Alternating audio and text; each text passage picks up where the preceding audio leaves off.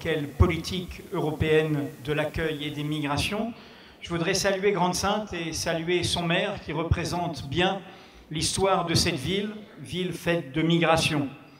Je suis venu la première fois à Grande-Synthe pour une université populaire autour des discriminations et où il y avait justement la diversité de ses habitants au rendez-vous des combats de l'égalité.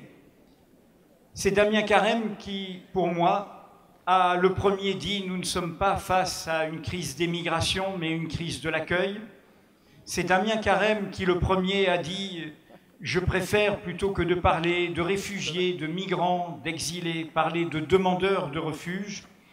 Bref, c'est l'une de ces figures, et je lui ai rendu hommage dans le devoir d'hospitalité, qui incarne ce qui est le meilleur de notre pays, dans cette épreuve politique et morale décisive où nous avons rendez-vous avec nous-mêmes. Cette convention fait partie de ce mouvement, et d'ailleurs, ils étaient représentés à la précédente table ronde qui, de ville en ville, autour des États généraux, montre l'ampleur réelle, concrète, profonde de la mobilisation au plus près de la société. Les réalistes sont de ce côté-là, les irréalistes sont du côté des politiques de fermeture, les efficaces en termes de protection et de sécurité sont de ce côté-là, ceux qui nous entraînent dans des spirales où les menaces ne feront que grandir à mesure qu'ils prétendent les conjurer, sont ceux qui font ces politiques de clôture. Je cite souvent dans tous nos débats une phrase que j'ai exhumée de Frantz Fanon, l'auteur des Damnés de la Terre, mais c'était dans son premier livre, profondément humaniste, peau noire, masque blanc. Il ne faut pas essayer de fixer l'homme puisque son destin est d'être lâché. Tout ce dont nous débattons concrètement est autour d'un droit fondamental. L'humanité n'est pas assignée à résidence. Elle a le droit de choisir son pays de résidence et de quitter son pays de naissance, d'échapper au hasard parfois malheureux de la naissance, du lieu de naissance. Dans notre pays, dans les basculements qui de décennie en décennie sont arrivés sur cette question, il y en a un qui est tout récent.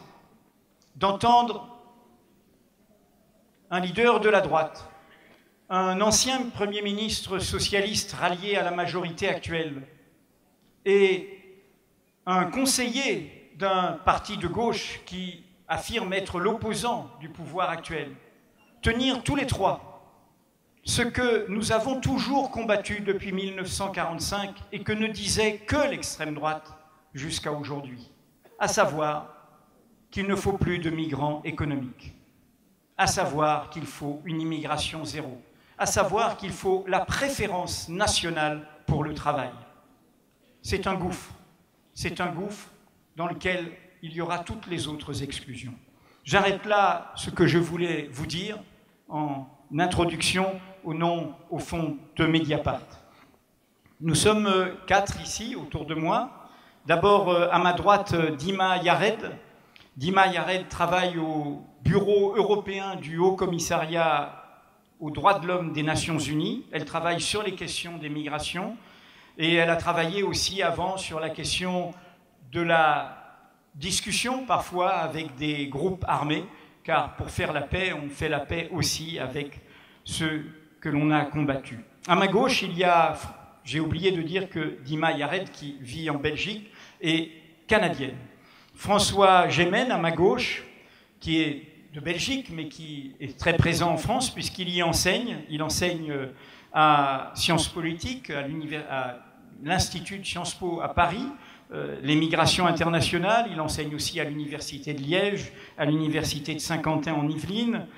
Il est spécialiste mondialement reconnu de la géopolitique de l'environnement. Et donc, dans l'environnement, il y a tout ce qui lie le tout monde, le tout humain et le tout vivant du monde. Et il est aussi directeur du programme de recherche interdisciplinaire dans le Media Lab de Sciences Po qui s'intitule Politique de la Terre.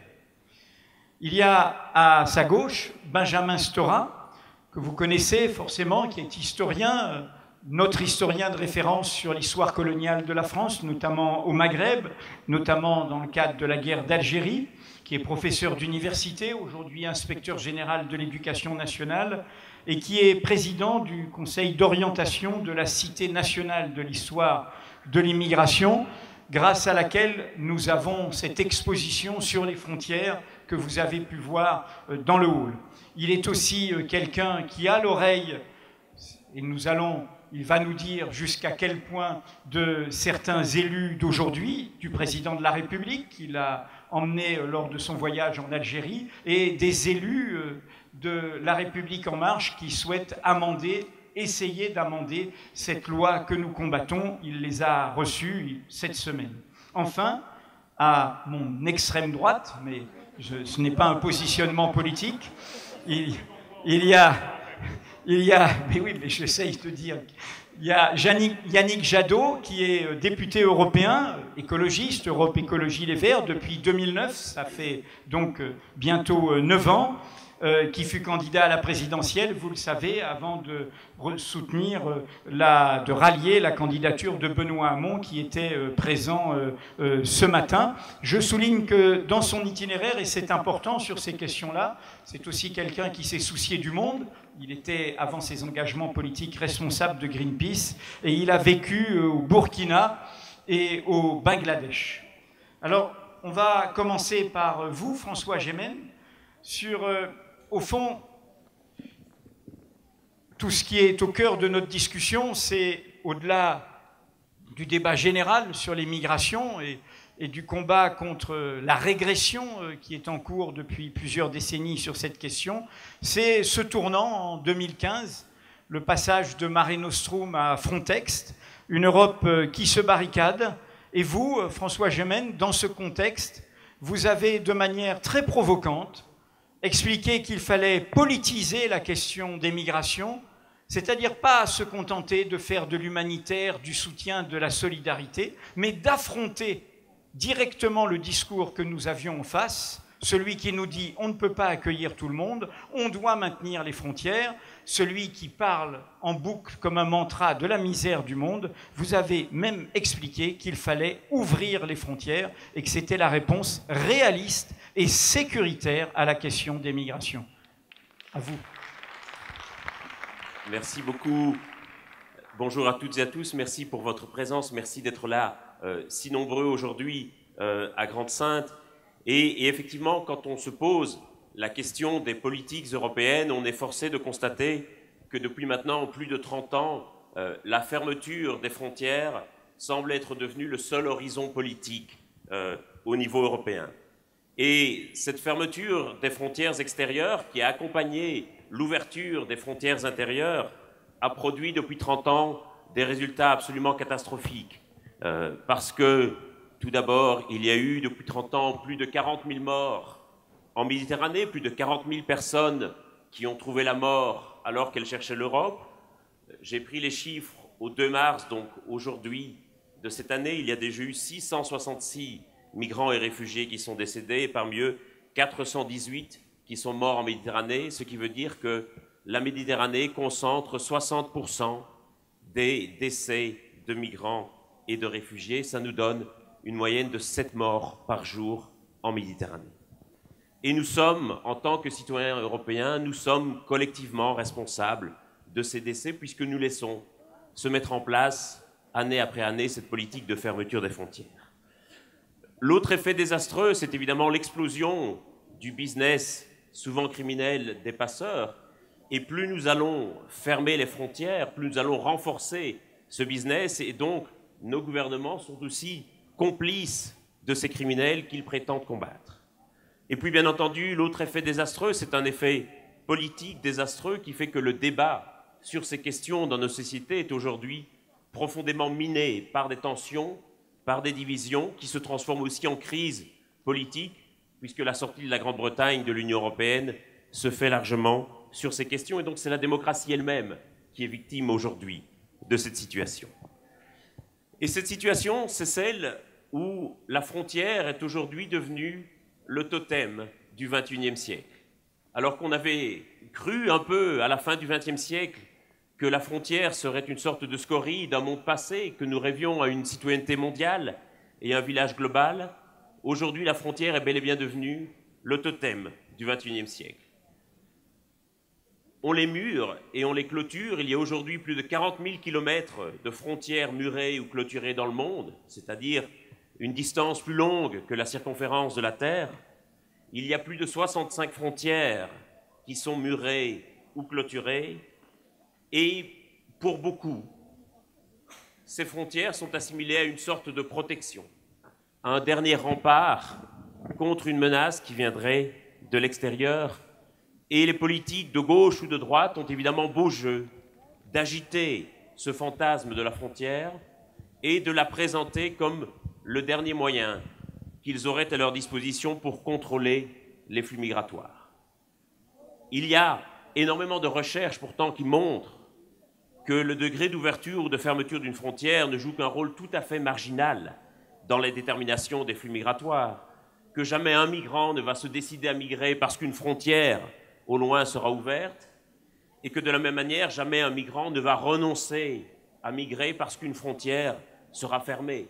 Nous le voyons tous les jours à Grande-Synthe avec les migrants qui vont tenter chaque jour de monter sur un camion dans l'espoir de passer la frontière britannique, qui est pourtant hermétique.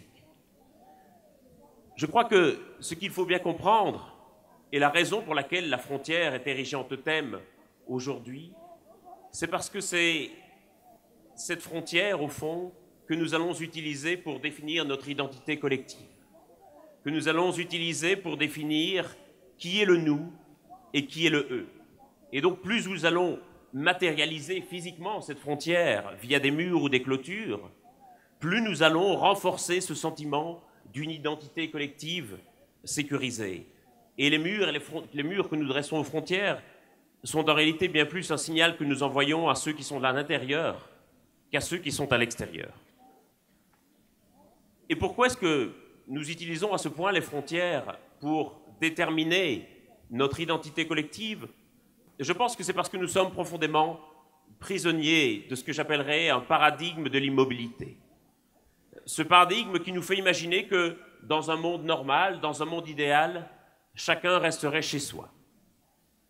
Ce paradigme qui nous fait voir les migrations comme une sorte d'anomalie politique, comme un problème à résoudre ou comme une crise à gérer. Et nous n'avons toujours pas accepté le côté profondément structurel des migrations au XXIe siècle, le fait que ces migrations soient le produit des inégalités du monde, que ces inégalités soient des inégalités de droit, de sécurité, de protection, de liberté, des inégalités de développement, de salaire, des inégalités économiques, et puis de plus en plus des inégalités environnementales. Et je crois que tant que nous n'accepterons pas ce caractère profondément structurel des migrations, nous resterons prisonniers de ce paradigme de l'immobilité, nous resterons prisonniers de nos propres frontières. Alors que peut-on faire et comment peut-on imaginer d'autres politiques européennes? Il y a évidemment toute une série de mesures que l'on peut prendre sur le court et le moyen terme. Le rétablissement de voies d'accès sûres et légales vers le continent, l'harmonisation de politiques européennes, sans doute demain une agence européenne de l'asile, nous avons déjà discuté de tout cela. Mais au-delà, si l'on veut regarder politiquement l'horizon, je pense qu'il faut, oui, pouvoir poser la question de l'ouverture des frontières. Et pouvoir dire que ce n'est pas un projet utopique, naïf ou idéaliste, mais qu'il y a, au contraire, une série d'arguments tout à fait rationnels qui doivent nous pousser à envisager l'ouverture des frontières comme étant un élément qui puisse à tout le moins faire partie des options du débat. Parce que c'est le moyen de mettre un terme au drame humanitaire qui se joue chaque jour en Méditerranée. Parce que c'est le meilleur moyen de lutter contre les passeurs. Parce que c'est aussi un moyen économiquement de permettre aux migrants de réaliser leur plein potentiel économique. Et qu'aujourd'hui, malgré ces arguments rationnels, c'est une option qui est complètement sortie de la table des possibles politiques, comme si c'était le rêve un peu fou d'idéalistes naïfs. Et je crois que cette question de l'ouverture des frontières peut aussi fonder des éléments d'un véritable projet politique qui nous permettent enfin de penser la question des migrations, car c'est bien sur cette question que se joue l'avenir de l'Europe, l'avenir du projet européen. Je pense que l'ouverture des frontières, c'est d'abord un projet de liberté, parce que c'est le meilleur moyen de reconnaître un droit fondamental inscrit à l'article 13 de la Déclaration universelle des droits de l'homme, qui stipule que tout homme a le droit de quitter tout pays, y compris le sien. Et donc, c'est permettre que puisse être mise en œuvre cette liberté fondamentale. C'est aussi un projet d'égalité, puisque aujourd'hui, sans doute, une des plus grandes inégalités, c'est l'inégalité du lieu de naissance, qui est devenue une sorte de privilège selon que vous serez né sur la rive nord ou sur la rive sud de la Méditerranée.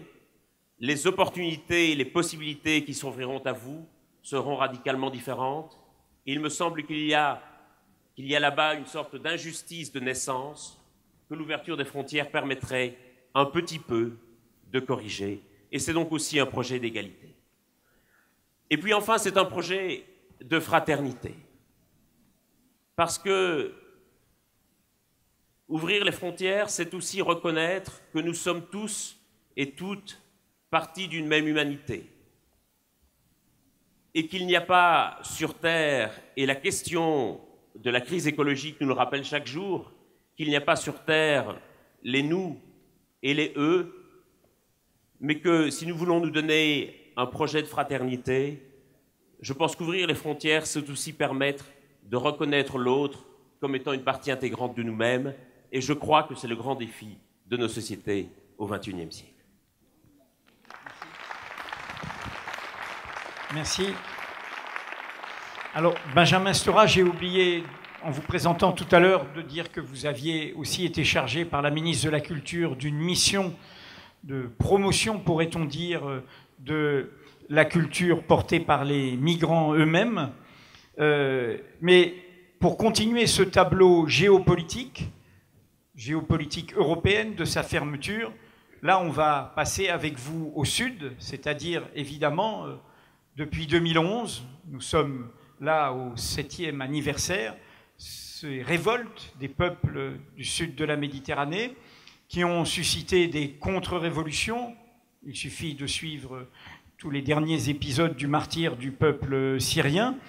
Et puis qui ont suscité aussi, j'étais la semaine dernière au Mali, et vous avez sans doute vu qu'il y a eu une attaque au Burkina, à Ouagadougou aujourd'hui, qui ont suscité, par notre responsabilité, sujet tabou, hélas, en France et trop peu débattu, 2011, c'est aussi une intervention onusienne, dévoyée par un agenda privé d'un président de la République française, qui fait tomber une dictature, la dictature de M. Kadhafi, assassine le dictateur, et du coup disperse, en renversant toute la stabilité de l'État libyen et ses liens avec toute l'Afrique subsaharienne, disperse le plus gros arsenal et le plus moderne qui ait jamais été à l'époque sur le continent africain. Et évidemment, 2012, reprise, vous le savez, des affrontements armés et de ce qui va provoquer Serval, puis aujourd'hui Barkhane. Je dis juste parce qu'on le sait trop peu en France, on parle, c'est une immense intervention française, avec la tentative de passer à d'autres pays, mais c'est aujourd'hui, au Mali, la plus grosse intervention des Nations Unies dans le monde.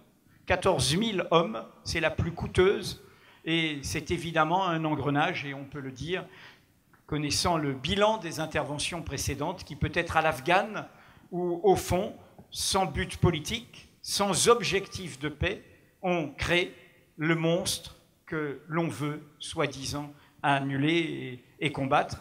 On peut en tout cas se poser la question. Bref, à vous, Benjamin Stora, pour revenir sur ce tableau géopolitique du lien entre le nord et le sud de la Méditerranée. Oui, merci beaucoup. Effectivement, dans le tableau géopolitique et la question des solutions à entrevoir sur ce qu'on a appelé, entre guillemets, la crise migratoire, mais qui est effectivement une crise des demandeurs, en fait, des demandeurs d'asile, il faut partir du moment historique dans lequel nous sommes. Parce que des questions migratoires, il en a toujours été question, dans le fond, dans la société française. Et le musée de l'immigration que je préside est là pour en témoigner. Les questions migratoires se sont toujours posées à la fin du XIXe siècle, dans l'entre-deux-guerres, bien sûr, dans la décolonisation, dans les années 70. Mais là, la question est nouvelle, en fait. La question est nouvelle parce que l'Europe a été confrontée, depuis les années 2013, 2015, 2016, à un pic migratoire inédit, pratiquement sans équivalent depuis la Seconde Guerre mondiale, depuis 1945. Donc c'est pour cela, d'ailleurs, que nous sommes aussi réunis aujourd'hui, parce qu'il y a une singularité. Il y a un problème, disons, historique qui se trouve posé. Or, ce pic-là est dû effectivement à une situation historique très particulière, la tentative au sud de la Méditerranée de parvenir à l'établissement de régimes démocratiques. Car effectivement, c'est dans ce processus historique qui a vu un ébranlement de toute une série de sociétés, notamment en Tunisie, mais aussi en Syrie, bien sûr, en Égypte, dans toute une série de sociétés au sud de la Méditerranée qui ont voulu se débarrasser de dictatures et essayer d'établir des régimes démocratiques. Et dans cette bataille formidable qui s'est ouverte entre, grosso modo, 2011 et 2012-2013, eh bien, il y a eu effectivement des processus d'écrasement et de contre-révolution qui ont été à l'œuvre. Et dans ces processus d'écrasement et de contre-révolution, eh bien, des États se sont effondrés, littéralement effondrés. Bien sûr, la Libye, qui a littéralement, et s'est littéralement effondrée, mais aussi la Syrie. On parlait tout à l'heure, François Gémen parlait tout à l'heure des morts en Méditerranée. Bien sûr, 7 morts par jour, c'est très important, bien entendu. Mais enfin, 350 000 morts en Syrie, c'est beaucoup aussi. Et que lorsqu'on examine la question de ce qui se passe au nord, c'est-à-dire en Europe, ne jamais perdre de vue ce qui se passe au sud. Et ce qui se passe au sud, c'est des dizaines de milliers de morts dans des guerres civiles absolument épouvantables, terribles, et qui entraînent la fuite, le départ, l'exil de centaines de milliers de personnes. Car si 1 million de personnes sont rentrées en Europe, en provenance principalement de la Syrie et de l'Irak, et je crois savoir que la plupart des réfugiés qui vivent ici à Grande-Sainte sont des Kurdes irakiens, c'est bien parce que ce sont des régions du monde qui sont traversées par des processus absolument inouïs, qui sont sans équivalent, encore une fois, depuis 1945. Donc il faut prendre la mesure en termes de responsabilité de ce qu'a fait l'Europe par rapport à cette situation, sur le plan de la responsabilité politique dans la déstabilisation des États, ça a été dit à l'instant, mais aussi, bien sûr, de la responsabilité politique pour tenter de trouver des solutions politiques aussi à ces conflits. C'est-à-dire de peser pour faire en sorte qu'on sorte des situations de guerre pour essayer de stabiliser les situations et non pas essayer de les aggraver. Parce que la question migratoire ne peut pas être séparée de ce qui se passe dans les pays du Sud. C'est une question de géopolitique. Ça ne peut pas être simplement une réflexion sur l'accueil. Bien sûr, il faut se la poser, j'y reviendrai dans la deuxième partie très rapide de cette intervention, mais il faut d'abord penser en termes géopolitiques, beaucoup plus vastes. C'est-à-dire, bon, avec quel type d'interlocuteurs discuter aujourd'hui dans des pays, disons, comme la Syrie, bien sûr comme l'Irak, sur la question du Kurdistan aujourd'hui et de ce qui se passe aujourd'hui au Kurdistan, notamment le Kurdistan syrien, irakien, où il y a véritablement une guerre terrible qui se déroule notamment avec Erdogan et la Turquie, et là qui provoque encore une fois le départ de dizaines de milliers de personnes. Donc c'est d'abord une question de géopolitique et il faut élargir le point de vue, parce que sinon on a le sentiment de vivre dans une perpétuelle, entre guillemets, crise migratoire incessante et historique. Non, c'est pas incessant, c'est pas toujours les mêmes histoires. Il y a des seuils, il y a des moments, il y a des ruptures et il y a des responsabilités de l'Europe, parce que si ces populations se sont mises en mouvement pour plus de démocratie politique, c'est précisément parce que les régimes en place étaient aussi largement soutenus par les pays du Nord. Et c'est aussi parce que les crises économiques et financières démarrées en 2008 ont aggravé le fossé entre le Nord et le Sud.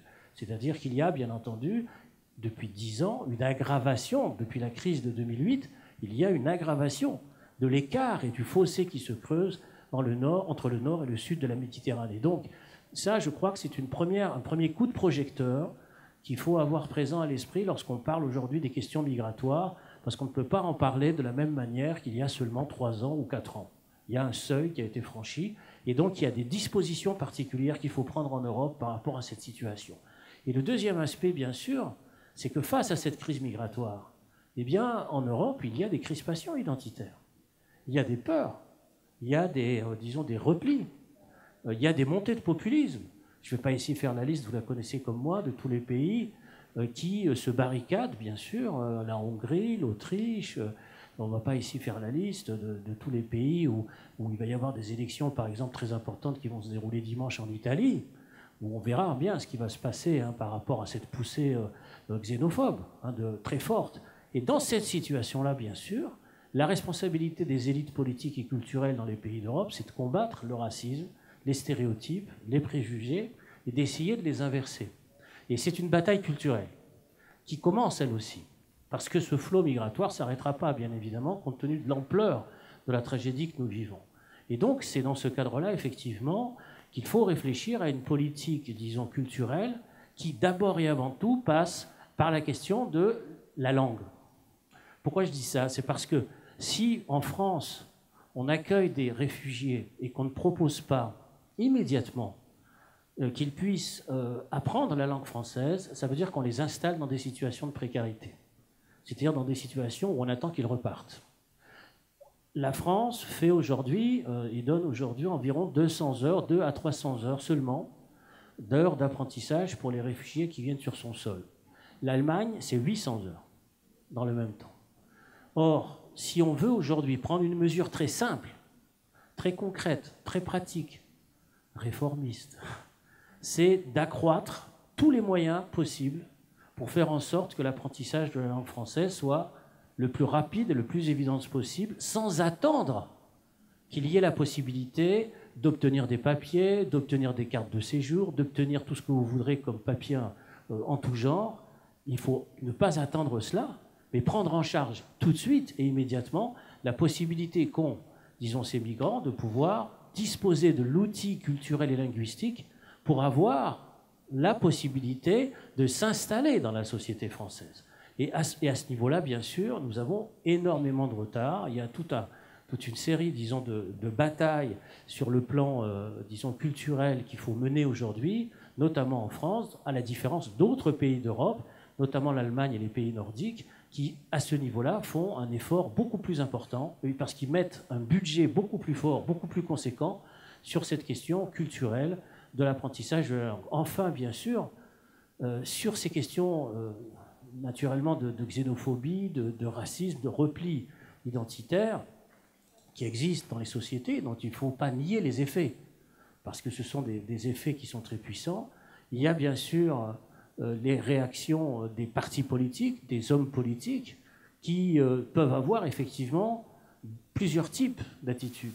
Soit l'attitude qui consisterait à dire, dans le fond, il faut se renfermer sur nous, ou au contraire, avoir l'attitude politique qui vise à trouver les solutions, non pas en termes d'expulsion, d'exclusion ou d'allongement de durée, disons, de centres de rétention, de présence en centre de rétention, mais au contraire, précisément, organiser davantage, par en haut, une politique d'accueil. Mais c'est aussi la responsabilité des intellectuels, disons français, de s'engager dans cette bataille. Et pas simplement des politiques. La responsabilité des intellectuels français dans la bataille du renversement des stéréotypes et du racisme et de l'antiracisme, et de la question de l'antiracisme. Parce qu'on a trop souvent tendance à considérer que l'antiracisme est une bataille finie, archaïque, achevée, dépassée, derrière nous. Or, c'est une bataille qui a plus que jamais son actualité, la bataille de l'antiracisme. Et naturellement, se trouve posée là la question du statut, du renforcement de la place des organisations antiracistes en Europe aujourd'hui, dont on ne parle pratiquement plus. C'est-à-dire que c'est une question, disons, qui a l'air mise à l'écart, alors qu'à mon avis, ça va redevenir une question centrale dans les mois et dans les années qui viennent. Voilà, je vous remercie. Merci. Alors, Yannick Jadot, on a eu François Gemène qui nous a défendu un horizon et un imaginaire radicalement contraire à ce que fait concrètement l'Europe. On a un paysage, et y compris les propositions concrètes qui ont été faites par Benjamin Stora, l'illustre d'une forme de renationalisation de tous ces débats-là. On affronte dans nos territoires nos situations politiques concrètes. Dans ce superbe manifeste de la Convention nationale sur l'accueil et les migrations, on voit l'Europe, le mot Europe est présent, mais en fait, on se dit, la réponse n'est pas à l'échelle de l'Europe, elle est à l'échelle, et c'est le refrain de ces 2 journées, des villes.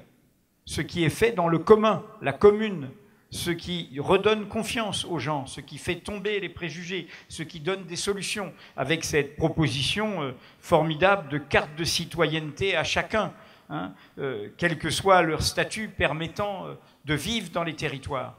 Donc on a une illustration, en ne revenant pas sur tous les débats européens, in vivo, d'un gouffre immense entre cette politique européenne qui est de clôture, de fermeture, qui a même fait tomber l'idéal d'abaissement des frontières entre Européens.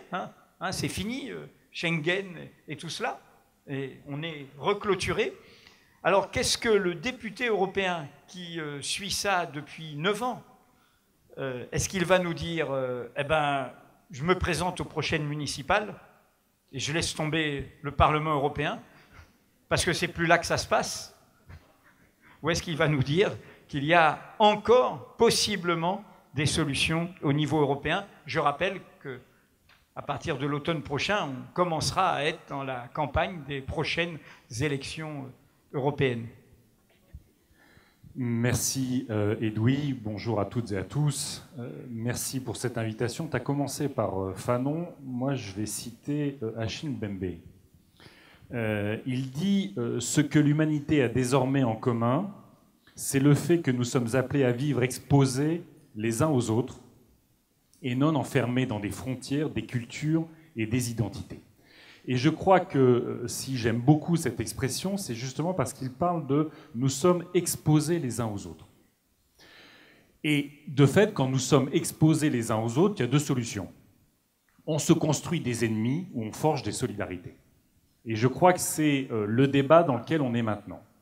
Mais si l'échelle européenne est aussi essentielle, à mon avis, sur ce sujet global des migrations, c'est parce que l'Europe a de fait une responsabilité, pas simplement dans l'accueil humain, solidaire, fraternel, de ceux qui demandent un refuge, mais l'Europe a une responsabilité majeure dans le fait qu'il y ait beaucoup, peu ou moins de migration.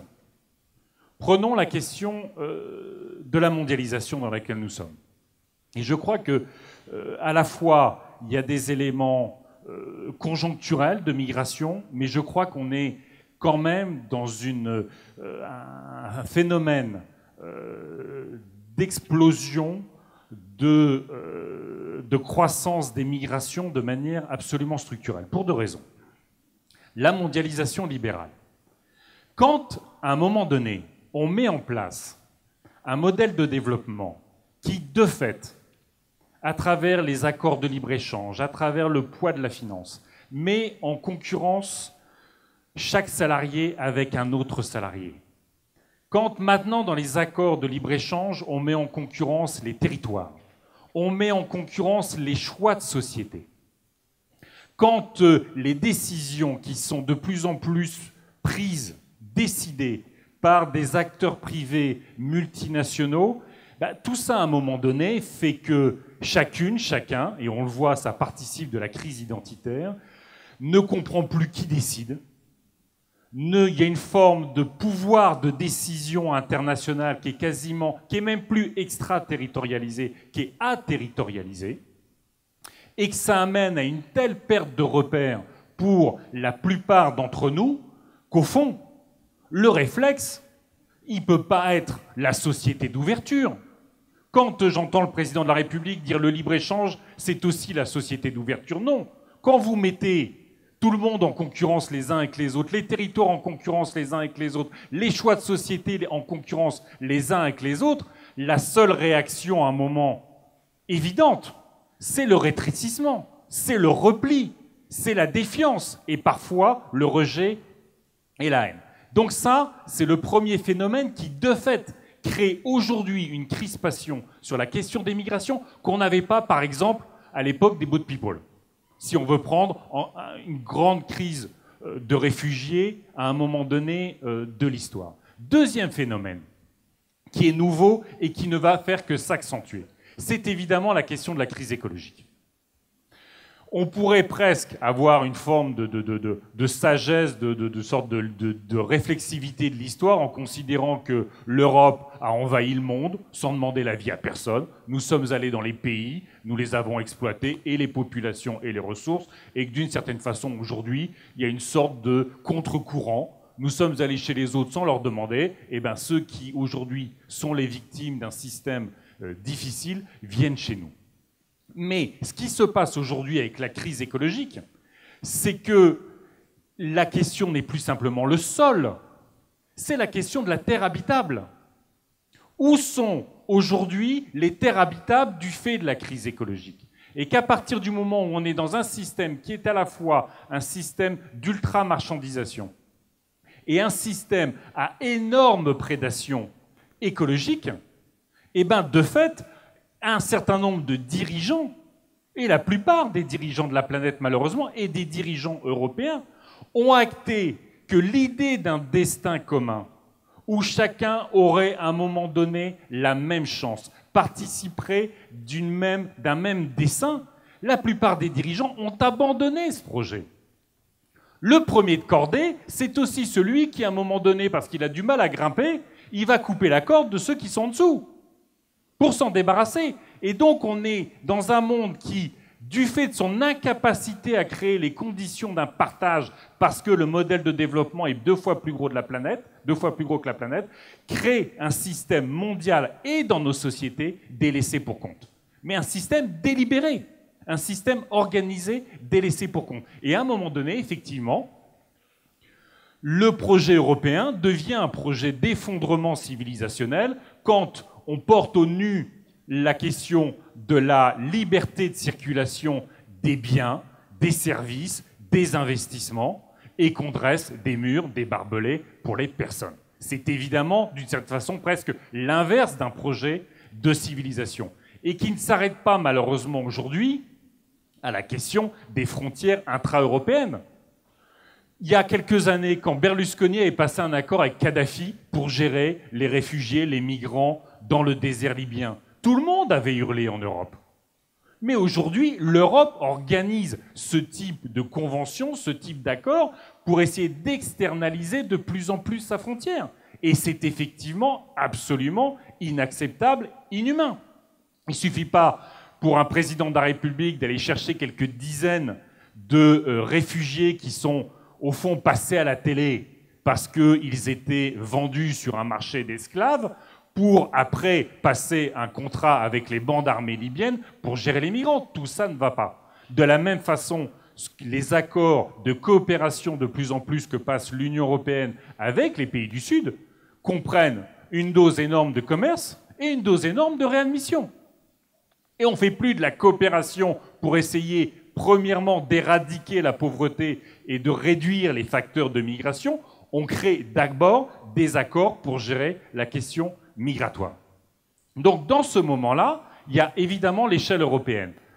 François l'a évoqué, la question de Dublin est une question essentielle. Évidemment, Dublin est un outil aujourd'hui inhumain, est un outil injuste, est un outil inefficace. Mais la question, ce n'est pas de supprimer Dublin pour revenir à la situation d'avant.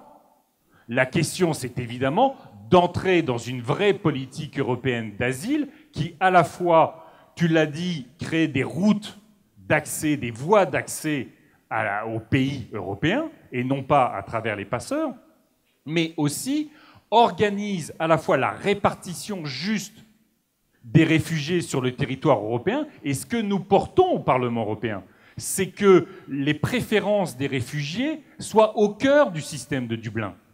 Parce qu'on ne peut pas vouloir avoir forcé des réfugiés à aller dans certains pays sans qu'ils aient de liens familiaux, sans qu'ils aient de liens de communauté, sans qu'ils aient de liens de langue. Tout ça est profondément, non seulement inhumain, mais profondément inefficace. Ça met tout le monde en situation d'insécurité et d'instabilité. Ça génère ces seconds mouvements une fois l'arrivée qui, au fond, rendent à la fois malheureux les réfugiés et créent des coûts administratifs, économiques, politiques considérables. Donc ayons un système de Dublin qui harmonise à la fois les conditions d'accueil dans les pays européens. Il n'est pas normal que dans certains pays, on accueille on donne l'asile à 90% des réfugiés irakiens et dans d'autres pays 20%. Tout ça est totalement absurde. Mais mettons le réfugié au cœur de la logique de Dublin, dans sa préférence de pays, dans sa capacité à rejoindre de la famille, des amis, une communauté, et dans sa capacité, évidemment, à mieux s'intégrer. Et enfin, puisque tu m'as lancé là-dessus, sur ce lien-là, il y a aujourd'hui dans nos sociétés, et c'est en lien avec le repli identitaire, le repli identitaire n'est pas qu'un repli xénophobe.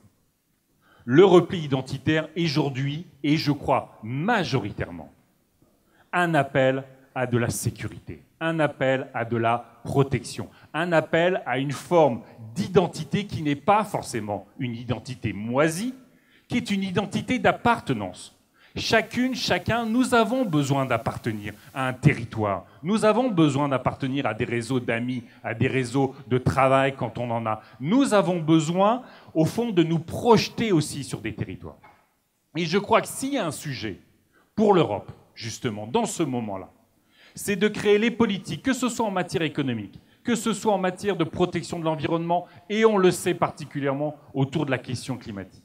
C'est de construire au niveau des territoires une capacité à redonner du pouvoir aux citoyens sur la réalité de leur vie qui les remet en confiance. Parce qu'au fond, moi je dis souvent, la société ouverte doit atterrir. Pour une bonne partie de l'opinion publique aujourd'hui, la société ouverte, c'est des gens qui ont plein de pognon, qui voyagent pour aller passer le week-end à Marrakech ou qui voyagent pour leur boulot, qui concentrent les richesses, qui abandonnent les classes populaires ici pour exploiter les classes populaires au sud. Et la contrepartie de ça, c'est ces images terribles qu'on voit à la télé des réfugiés, des migrants. Nous devons sortir de cette idée que la société ouverte est fortement une société ouverte mondialisée. Nous devons, au fond, sur la base des territoires, de toutes les expériences, mais pour ça, il faut qu'il y ait des politiques qui renforcent les territoires, créer toutes les conditions de redonner du pouvoir. Quand on a les pieds bien dans la terre, on peut être un peu bousculé. Quand on est déjà terriblement déstabilisé, eh ben on tombe. Et donc, quand, par exemple, sur la question climatique, on rénove les logements, je finis, on rénove les logements sur les territoires. On crée les énergies renouvelables à travers des PME sur les territoires. On crée de la mobilité sur les transports collectifs sur les territoires. Et on pourrait parler de la culture, de l'éducation. Et bien, à chaque fois qu'on fait ça, qu'on crée de l'activité économique sur les territoires, qu'on crée de l'emploi sur les territoires, et ben, on maintient les services publics. On a de la culture. Et quand on a tout ça, on a de la démocratie.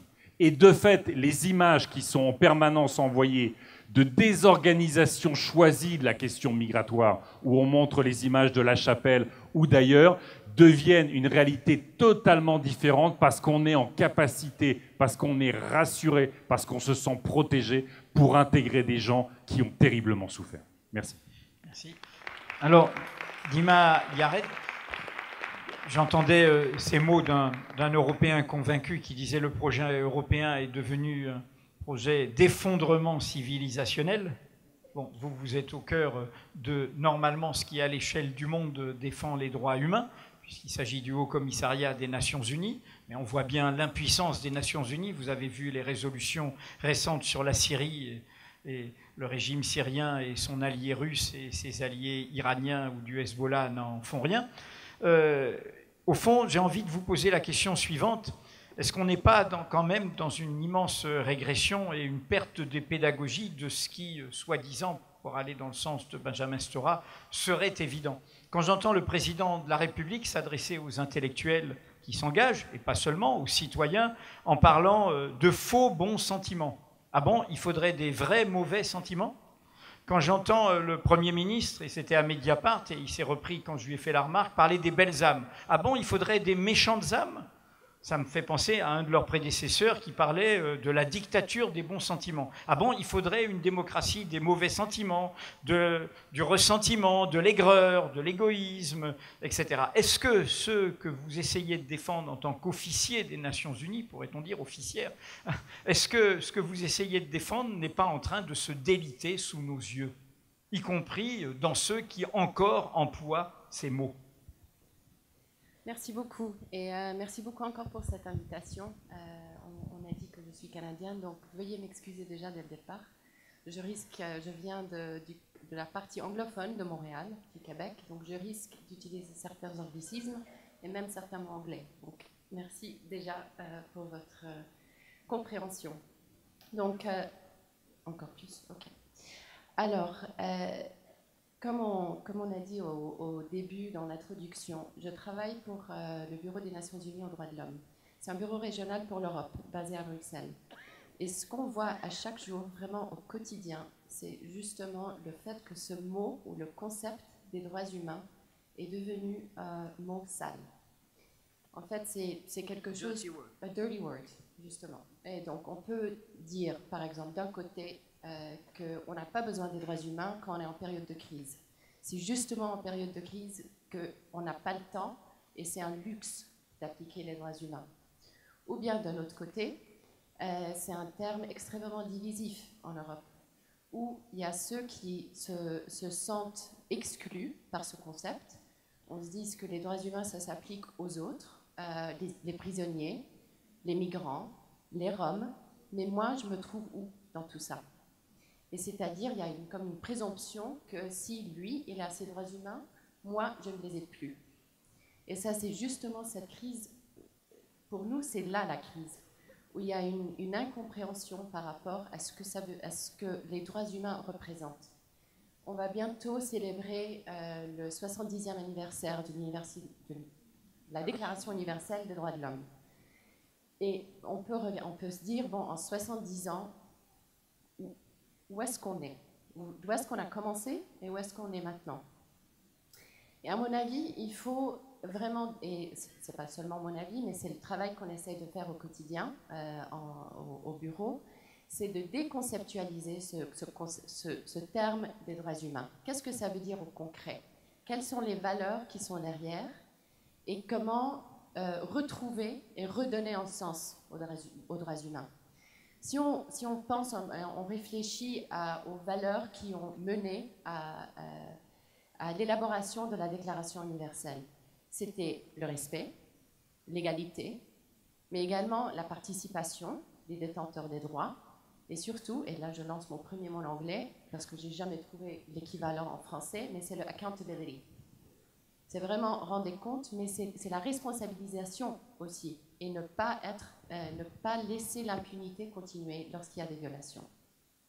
Et je trouve que la question des migrations est vraiment l'endroit où un terrain où toutes ces questions se retrouvent. Et si on pense que ce terme des droits humains est divisif, comment est-ce qu'on peut travailler ensemble pour retrouver ces valeurs d'union et de valeurs qui nous unissent plus qu'ils nous divisent? Deuxièmement, j'aimerais retrouver un peu la question de ce panel qui était au départ, comment sortir de cette politique répressive vers une politique migratoire qui est fondée sur les droits humains, le respect des droits humains, la justice et la protection. Et une question que j'ai eue en tête pendant ces 2 jours de convention, et qui a été soulevée à différents moments, mais qui n'a pas vraiment été abordée profondément, c'est comment approfondir et vraiment garantir la participation des migrants dans les questions qui les concernent. On est plusieurs associations au niveau national, régional, international, il y a les élus, il y a les politiques au niveau européen, mais il y a bien évidemment les migrants et les réfugiés eux-mêmes. Et le problème, bien entendu, c'est que là, on est dans un contexte où leur statut légal n'est pas certain, où ils sont à l'extérieur de leurs réseaux sociaux, de leur communauté, et donc les espaces où ils peuvent s'exprimer, où ils peuvent accéder à leurs droits sont assez restreints. Toutefois, il y a certaines bonnes pratiques qui se retrouvent tant au niveau des villes, et j'insiste parce qu'au niveau national, c'est très très rare, mais c'est au niveau des villes et au niveau des municipalités qu'on retrouve de bonnes pratiques, d'ouvrir ces espaces où on peut vraiment promouvoir l'accès des migrants à leurs droits. Et là, je voudrais parler d'une mesure ce qu'on appelle les pare-feux, et certains d'entre vous seront sûrement au courant de ces mesures, qui vraiment, l'idée derrière ces mesures, c'est de garder une distinction claire et nette entre les services d'immigration et tous les autres services sociaux. C'est-à-dire qu'il n'y a aucune obligation pour les prestataires des services sociaux de fournir les données confidentielles et les données personnelles des migrants, surtout les migrants qui sont en situation irrégulière, aux services d'immigration. Et avoir ces mesures législatives et politiques au niveau de la ville, et le rêve, ce serait de les avoir vraiment dans la législation nationale, mais s'ils sont vraiment dans la pratique au niveau local, déjà, ça pourra créer cet espace pour les migrants eux-mêmes d'accéder à leurs droits, et que ce soit accès à la santé, accès à la justice. Il y a des exemples de certaines villes, par exemple Amsterdam, aux Pays-Bas, où la police, au niveau de la ville, il y a vraiment cette séparation, c'est-à-dire que si je suis migrant en situation irrégulière, je peux dénoncer un crime à la police sans avoir peur qu'on va me dénoncer au service d'immigration. Et je sais que c'est aussi un débat maintenant au niveau de la France, mais il faut absolument se battre. Je peux vous dire que des instances internationales, les mécanismes des droits de l'homme internationaux soutiennent ce genre de pare-feu, et je suis disponible pour en parler plus, soit dans la section questions-réponses. Donc, c'est tout. Merci. Accountability, j'ai appris récemment, en fait, ce qui a été trouvé comme traduction française, c'est redevabilité. Et d'ailleurs, c'était un débat à la faculté de droit de Bamako qui me l'a appris la semaine dernière, liberté et redevabilité. Et c'était exactement là. Il faut toujours se déplacer pour apprendre les choses. Deuxièmement, je voudrais signaler par rapport à la parole des premiers concernés, ce livre, La voix de ceux qui crient, rencontre avec des demandeurs d'asile, parce qu'il y a les premiers concernés, ceux dont nous parlons, et qui doivent aussi évidemment parler. Et je voudrais souligner que ce que vous venez de dire est décisif sur les pare-feux, c'est le cœur de la circulaire sur les lieux d'hébergement d'urgence, que la loi veut pérenniser, légaliser. C'est une brèche.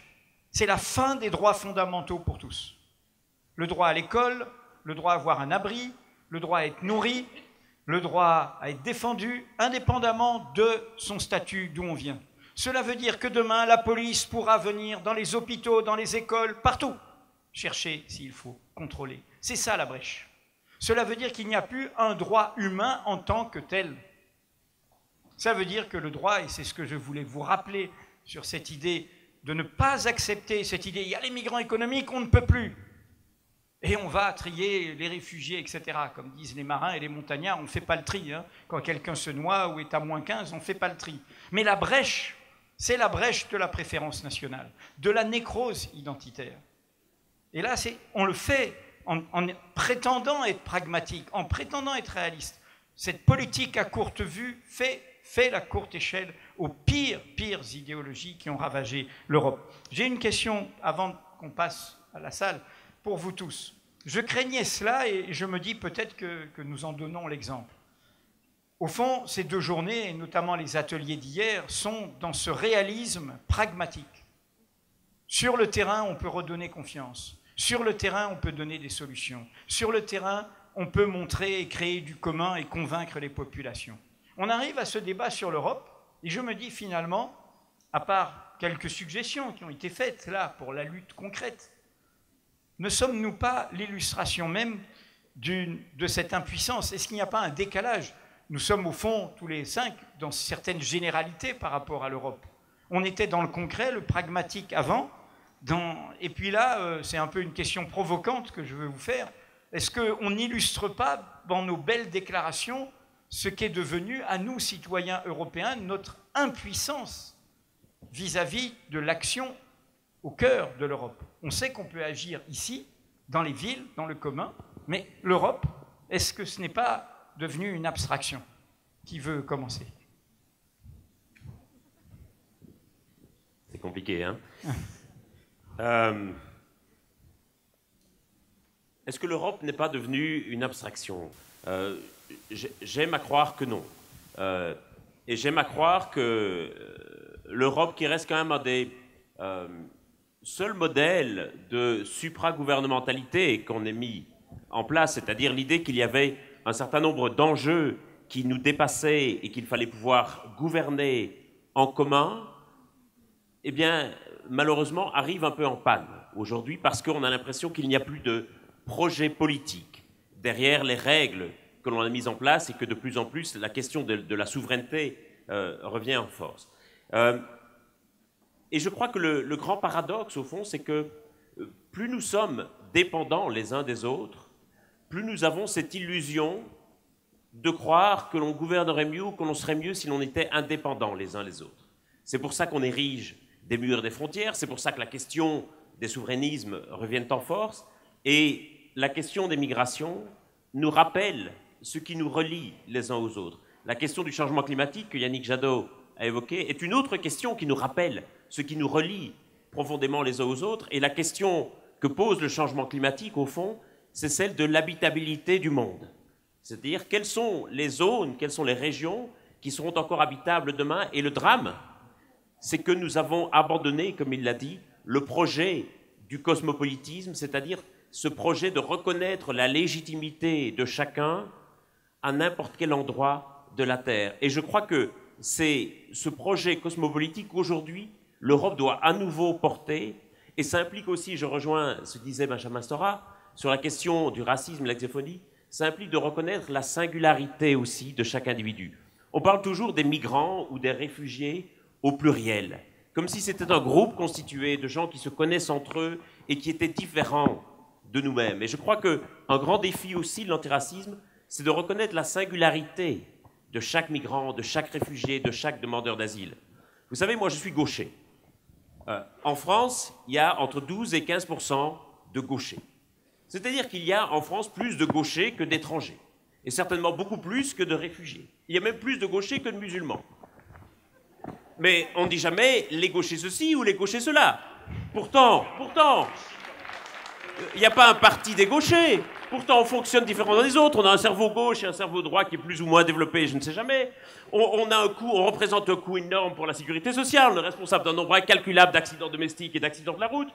À Paris, il y a même des magasins qui sont réservés aux gauchers, avec des ustensiles de cuisine et des outils de bricolage pour des gauchers. On a notre petit communautarisme à nous. Je vous garantis que les droitiers n'ont pas intérêt à mettre les pieds dans ces magasins. Mais pourtant, ça ne viendrait à l'idée de personne de se dire est-ce que les gauchers représentent un poids pour la sécurité sociale?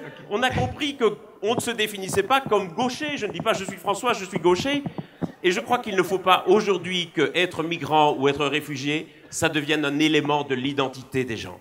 Je suis d'accord, mais je ne sais pas qui veut quand même répondre. Bravo, qui veut répondre à ma question, parce que la question, notre ordre du jour, c'était comment? Quel levier pour faire que cette Europe cosmopolite, cette Europe qui accepte ce projet européen dont vous parlez, reprenne pied? J'ai commencé, je ne peux pas répondre à ça. Allez-y. Edoui, ça s'appelle la démocratie. L'Europe, sont pas des institutions. L'Europe, c'est pas d'abord des traités. L'Europe, c'est un espace démocratique. Quand des majorités politiques décident que après la Seconde Guerre mondiale, il faut casser les frontières, il faut mettre en commun pour construire la paix. Quand des majorités politiques, pendant des années, vont, y compris accepter les réfugiés venant d'Europe de l'Est, ils vont construire la sortie des dictatures dans l'Europe du Sud et dans l'Europe de l'Est. C'est un projet de civilisation. Quand des majorités politiques engagent ou votent, ratifient des accords de libre-échange qui déstabilisent profondément les territoires, c'est un autre projet politique, mais c'est de la politique. Quand je me bats au Parlement européen aujourd'hui contre le projet du Mercosur, UE-Mercosur, mais c'est parce que, au-delà de transférer à des firmes du pouvoir dont elles n'ont vraiment pas besoin, et donc de casser ce qui est l'existence même du projet européen, de consentir à la règle commune. C'est aussi parce que la viande qui va venir du Mercosur, comme la viande qui vient du Canada, C'est une viande fabriquée dans des conditions de bien-être, d'environnement social bien en dessous de l'Europe et qui va venir péter tous les élevages européens. Mais quand tu viens péter tous les élevages européens, tu construis des réfugiés dans notre propre pays.